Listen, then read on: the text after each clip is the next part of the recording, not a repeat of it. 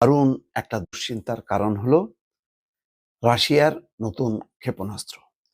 এমন একটা ক্ষেপণাস্ত্র তারা নির্মাণ করেছে অথবা বলা যায় আবিষ্কার করেছে, যেটা যুক্তরাষ্ট্রের খুব শক্ত, অত্যাধুনিক গোল্ডেন ডোম প্রতিরক্ষা ব্যবস্থাকে অকার্যকর করে দিতে পারে এবং লম্বা দূরত্বে যে সেটি আঘাত হানতে পারে।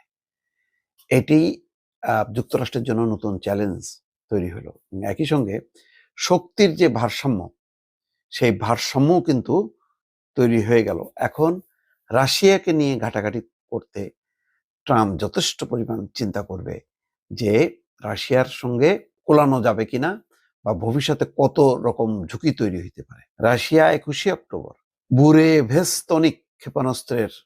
বুরেভেস্তনিক নাম ক্ষেপণাস্ত্রের সফল পরীক্ষা চালিয়েছে।